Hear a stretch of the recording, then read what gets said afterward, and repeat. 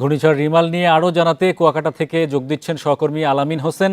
আলামিন, কুয়াকাটায় ঘূর্ণিঝড়ের প্রভাব কি দেখছেন? সেখানকার প্রস্তুতির সবশেষ কি অবস্থা?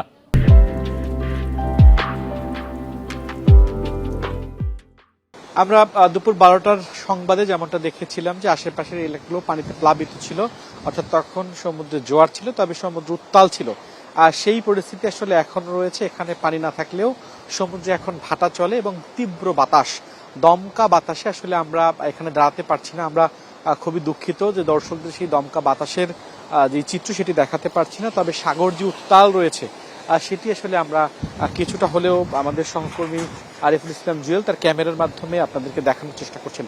সাগর একদমই উত্তাল, অর্থাৎ আকাশ প্রচন্ড রকম মেঘ, প্রচুর মেঘ রয়েছে আকাশে। যে এখানকার সকালের দিকের পরিস্থিতির চেয়ে এখনকার পরিস্থিতি খুবই বেশি নাজুক হচ্ছে। অর্থাৎ ঝড়ের অগ্রভাগ যেমন আবহাওয়া অধিদপ্তর থেকে বলা হয়েছে সেটি আসলে আমরা এখানেও টের পাচ্ছি। অর্থাৎ প্রচন্ড দমকা বাতাস, সকালের দিকে যেরকম বাতাস ছিল সেই বাতাসের গতিবেগ কিন্তু এখন বাড়ছে। থেমে থেমে বৃষ্টি হচ্ছে এবং সেই থেমে থেমে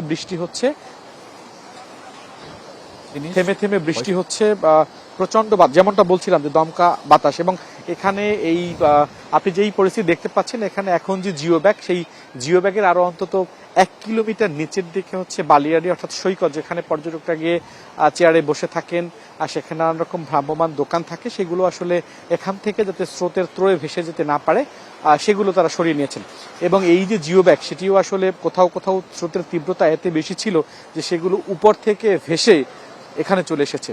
এখন যেই অবস্থা, অর্থাৎ এখানকার মানুষ যেটি বলছে যে স্বাভাবিক সময়ে এই সমুদ্র আসলে এতটা উত্তাল থাকে না এবং এত বেশি পানিও থাকে না। সেক্ষেত্রে এই ঘূর্ণিঝড় রেমলের প্রভাবই হয়তো বা জলোচ্ছ্বাসের কথা বা আশঙ্কার কথা যেটি বলা হচ্ছে সেটি এখনই সমুদ্রেই জলোচ্ছ্বাসের কারণ, অর্থাৎ সেই ঘূর্ণিঝড়ের কারণেই পানির যে বৃদ্ধি সেটি হচ্ছে।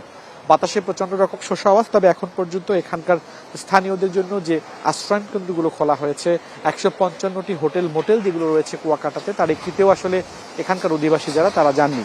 এর বাইরে যে শিক্ষা প্রতিষ্ঠানগুলো রয়েছে কিংবা মুজিব কেল্লাগুলো যে রয়েছে সেগুলোতেও কেউ যায়নি। পটুয়াখালী জেলা প্রশাসনের পক্ষ থেকে আমাদেরকে যেমনটা বলা হয়েছে যে প্রায় 1300 কিলোমিটার যে পথ, অর্থাৎ বেড়িবাঁধ, তার মধ্যে বেশ কয়েকটি জায়গা, অন্তত 10টি জায়গায় ঝুঁকিপূর্ণ রয়েছে এবং সে